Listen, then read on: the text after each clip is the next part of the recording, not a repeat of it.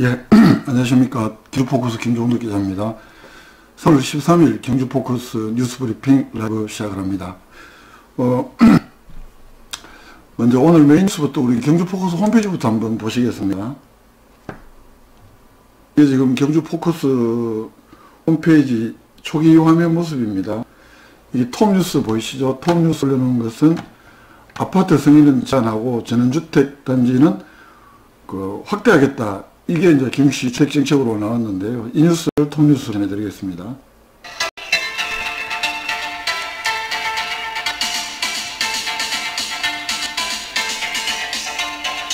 예, 이 뉴스인데요. 보시는 대로 경주시가 앞으로 신규 아파트 승인은 제한을 하고 전원주택단지 조성은 적극 권장하겠다. 이런 계획입니다. 이게 아파트가 경주에 지금 미분양 아파트가 너무 많아서 실제로 아파트 가격이 계속 하락을 하고 그렇기 때문에 경주시에서는 일정하게 좀 개인 재산도 보호하고 그러기 위해서는 앞으로 신규 아파트 승인은 좀 제한을 하겠다는 게 경주시 정책인 것 같습니다. 이 경주시에 따르면 지금 미분양 아파트가 총 7개 단지에 한 2,004세대 된다고 합니다. 3월달 현재. 그리고 외동읍에 있는 부영 임대 아파트까지 합치면 지금 미분양 아파트가 한 4,500세대 정도 된다고 하고요. 또 경주시로부터 이 주택건설사업 계획 승인은 받았지만 아직까지 공사에 들어가지 않은 아파트만 해도 한 5개 단지에 2,300세대 정도. 그러나 최근 주택 경기가 안 좋아서 지금 분양을 착공을 미루고 있는 상황이라고 합니다. 그러니까 한 5개 단지 2,300세대 정도가 벌써부터 아파트 사업 승인을 받아놓고 있다는 이야기입니다. 그런데 경주시는 주택도시보전공사에서 하는 2016년 11월 달부터 현재까지 벌써 2년 넘게 계속 미분양 지역으로 지정관리되고 있는 그런 상황이기도 합니다. 그래서 경주시에서는 최근 주택 경기가 계속 이렇게 보시는 대로 장기간 침체가 되고 또 아파트 가격 하락세가 심화될 것으로 예상이 되면서 기존 아파트 가격 하락은 최소화하고 또 이 미분양 아파트가 해소가 될 때까지 신규 아파트 건립은 최대한 제한을 하겠다. 법적으로 법이 허용하는 범위 내에서는 이 신규 아파트 승인은 최대한 경주시가 자제를 하겠다. 이렇게 어제 밝혔습니다. 대신에 울산이나 포항 등에서 경주로 이렇게 은퇴자들이 많이 온다고 합니다. 전원주택지로.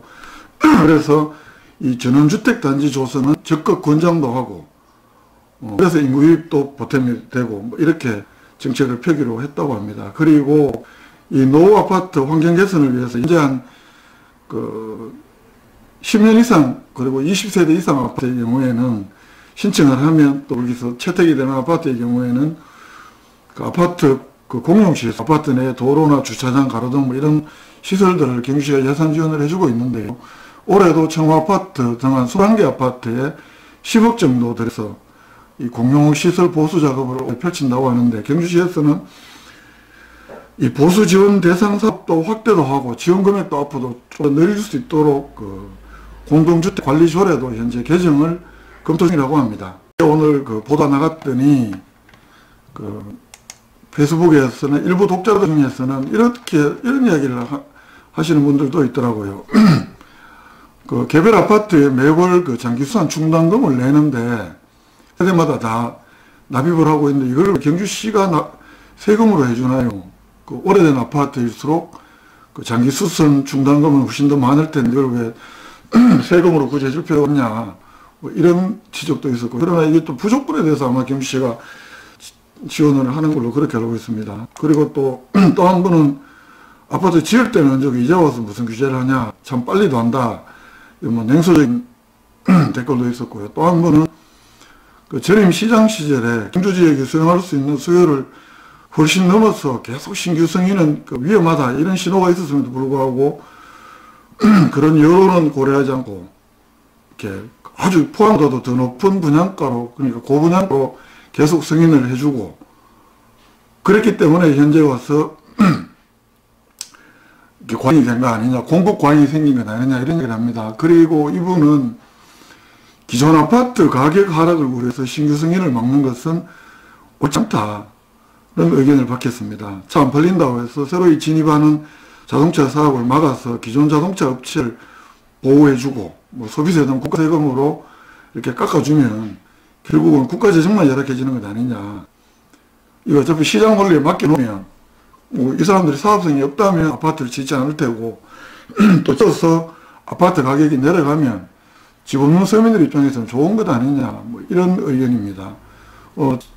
저의 경우도 이 아파트나 이런 것이 불로소득의 수단이 되고 돈벌이의 수단이 되고 이렇게 돼서는 안 된다고 생각을 하거든요. 사실은 그 무슨 성향가만한 집 한 채에 서울에 뭐 10억씩 넘다고 그러고 지방에는 뭐 그렇게까지는 하진 않습니다만 이렇게 하다 보면 은행에 돈 빌려가 집 사고 그리고 소득 생기면 은행에 갚고 그러다 보면 정작 은행 갈 돈도 없고 뭐 외식 갈 돈도 없고 그러다 보면 계속 내수는 어려워지고 집 있는 사람이 집도 뭐 장만했겠다. 집을 이거 되파는 수단이 재산 증식의 어떤 수단이 아니라면 이 정도에서 안정화시켜 놓고 좀 더 떨어지면 없는 사람 집 사기도 좋고 그렇지 않을까요?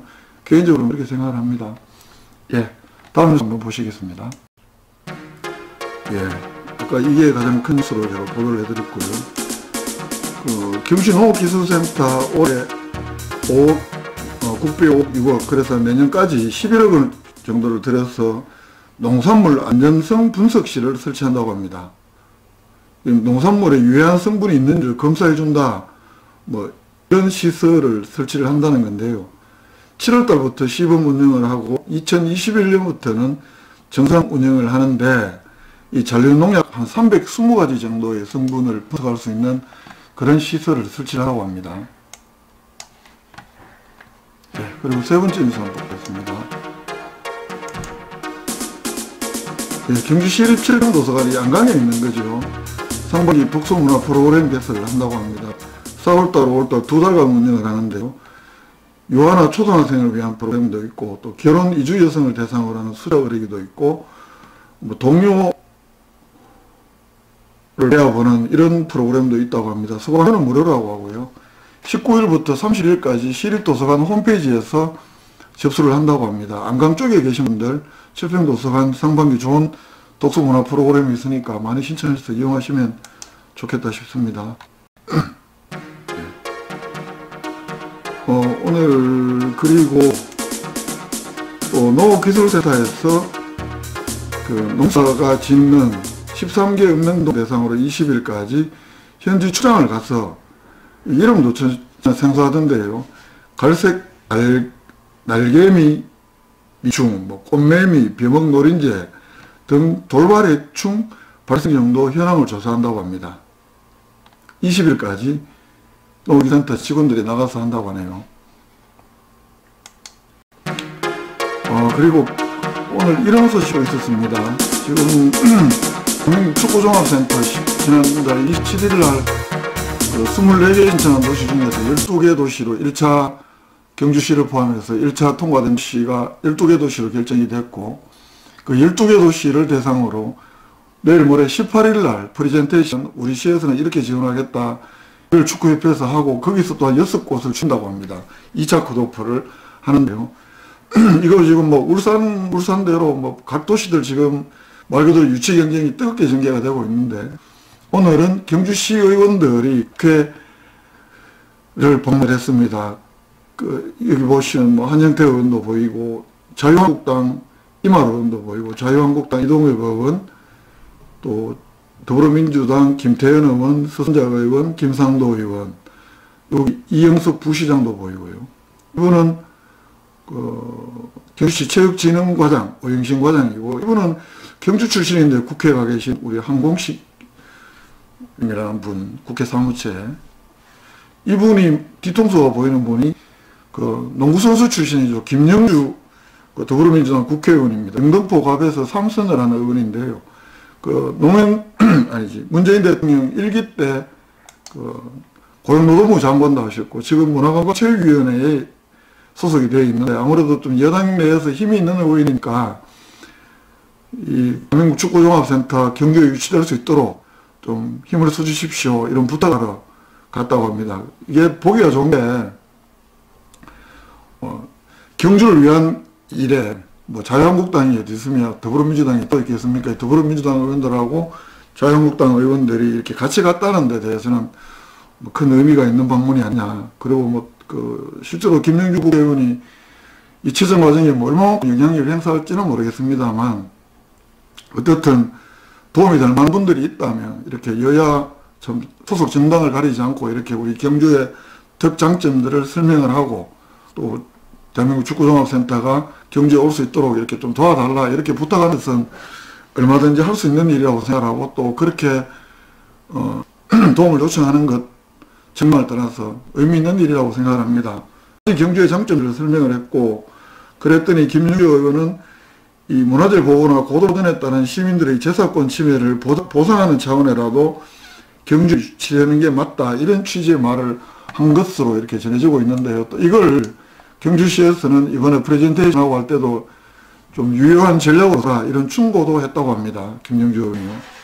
예, 하여튼 이런 일이 오늘 있었습니다. 여기 예, 보시는 대로 교육체육진흥과장, 부시장, 한영태 의원, 이말, 이동엽, 김태현, 서선자, 김상도 의원. 아마 시의원으로 국내 연수 중인 걸로 알고 있는데요. 국내 연수하는 길에 뭐 국회도 방문해서 이런 도움도 요청을 하고 그랬던 모양입니다. 그리고 경주 밖 소식 한 두 개만 보겠습니다. 이 소식인데요. 제주 4.3 희생자 추념일을 지방 공휴일로 지정을 하자. 이게 지금 제주도의회에서 그 조례 개정안을 대표 발의했고 그 조례 개정안은 매년 4월 3일을 제주도지사가 지방 공휴일로 지정할 수 있다는 현행 임의 규정을 지정한다 이런 강행 규정으로 바꿔서 그 4.3 그 희생자를 추념하는 날을 공식적으로 제주도에서는 지방 공휴일로 하자 이렇게 했다고 합니다. 이게 그 제주도의회 전임 임기 때도 2017년 12월 달에 이 지방 공휴일 제정 조례를 만장일치로 의결했지만 그 당시 정부는 법적 근거가 없다 이런 이유로 재심의를 요구를 해서 요구를 했고요. 그런데 도의회는 다시 이 조례를 재의결을 해버렸고 그래서 70주년이 되는 작년 4.3일부터는 그 제주 4.3 희생자 추념일이 우리나라 최초의 지방 공휴일로 시행이 됐고요. 또 정부에서도 당연히 그 문재인 대통령 정부에서는 작년 7월 달에 이 지방 공휴일에 관한 규정을 제정을 해서 제주도민들이 이 4.3 추념 희생자들을 공식적으로 추념을 할 수 있도록 이렇게 정부에서도 뒷받침을 해줬다고 합니다. 그래서 제주도의 이 도지사가 지방공휴일로 지정할 수 있다 이런 임의 규정을 이제는 아예 지정해야 한다 이런 강제 규정으로 이렇게 바꿔서 앞으로 매년 4월 3일은 제주 희생자 4.3 희생자 추념일로 제주도에서는 공휴일로 이렇게 시행을 하는 것 같습니다. 몽골에 가 계신 우리 성조 세천년 미소를 좀 매각을 하고 마음이 좀 홀가분해진 모양입니다. 몽골에서 이렇게 아직 몽골 계시나요? 이렇게 참여를 해주셨네요. 예, 그리고 다음 뉴스를 하나 더 보시겠습니다. 다음 뉴스는 이겁니다. 예. 한우론전이 있는 울진 지역에서는 그 한국수력원자력 한우론자력 본부에서는 울진 지역 모든 가정에 가정용 TV 수신료 지원 사업을 한다고 합니다. KBS하고 TV 수신료 지원 협약을 맺어서 올해 울진군 전역에 부과되는 가정용 TV 수신료를 지원을 한다고 합니다. 한우론전은 96년부터 울진군 울진읍하고 북면 죽변면에서만 이 전기요금 보조 사업을 하고 있는데 울진 지역의 모든 울진 지역 가정에 가정용 TV 수신료 사업을 지원을 한다고 합니다. 이 뉴스를 보면 한 가지 떠오르는 뉴스가 있습니다. 우리 경주잖아요. 경주도 그 방패장을 유치를 하고 또 반입수수료하고 특별지원금 일부 하고 해서 매년 한 70억 정도로 2009년부터였나요? 2009년부터 2015년 말까지는 모든 가정에 전기요금 기본요금 2,500원 하고 TV수신료 2,500원 그래서 세대당 5,000원씩 이걸 지원을 해왔습니다.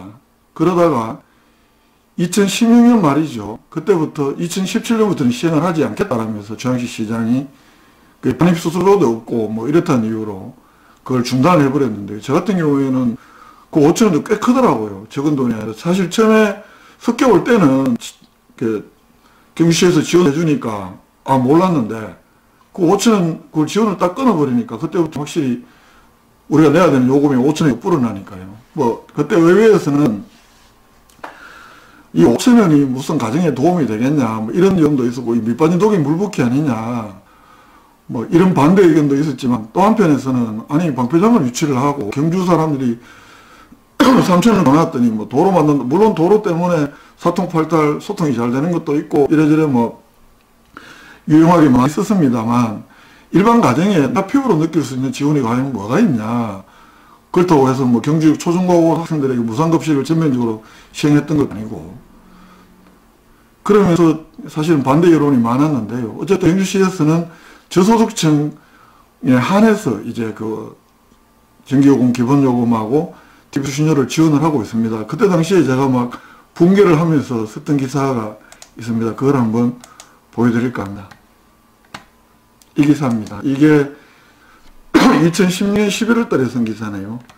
방패장 유치로 모든 시민들에게 지원사업을 하고 있는 TV 수신료, 이거를 2017년부터 크게 축소한다. 2009년 7월부터 TV 수신료, 전기요금 각각 그래서 5천원을 지원을 해봤는데,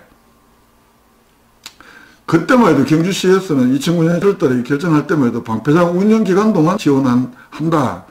이렇게까지 썼는데, 그래서 매년 11만 1000세대 이렇게 지원을 해오던 것을 2017년부터는 기초생활수급자, 차상위 계층, 한부모 가정,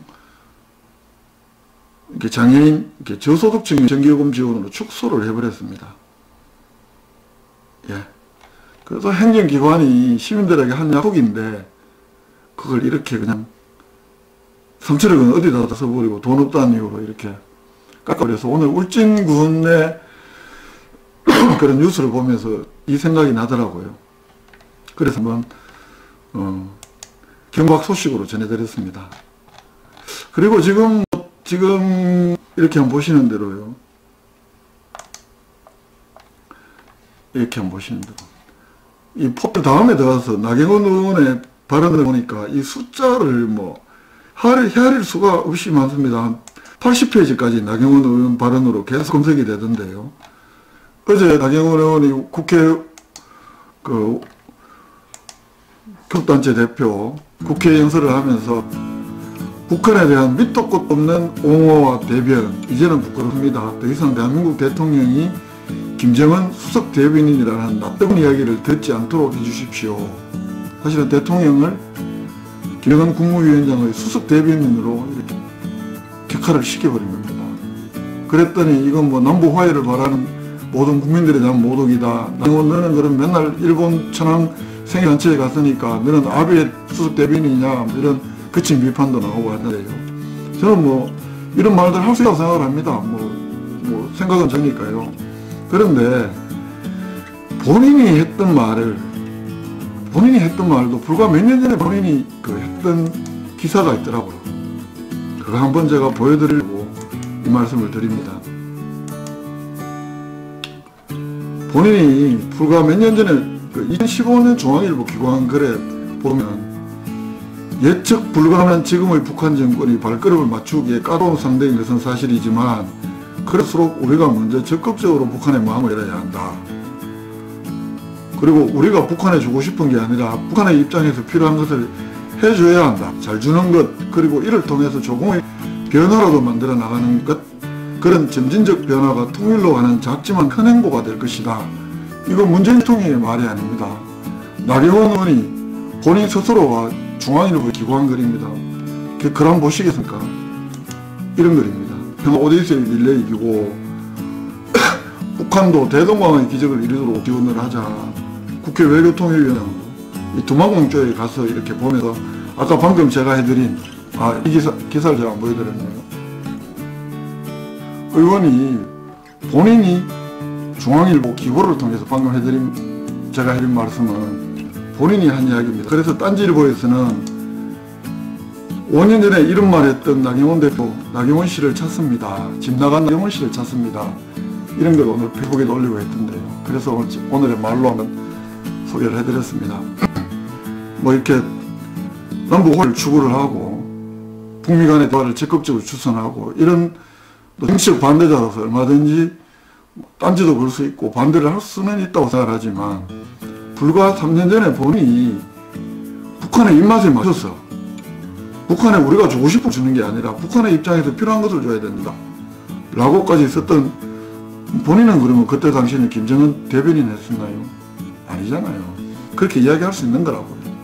얼마든지. 그랬다가 본인이 지금 원내대표가 됐다고 해서 본인이 했던 말은 까맣게 잊어버리고 이렇게 이야기한다. 같은 입으로 두말하는 것. 이건 옳지 않다고 생각하기 때문에 한번 오늘의 말로서 말씀드리고 왔습니다. 집 나간 나경원 씨 찾는답니다. 딴지일보였어요. 네. 3월 13일 경주포커스가 전해진 뉴스 브리핑은 여기서 모두 마치겠습니다. 고맙습니다.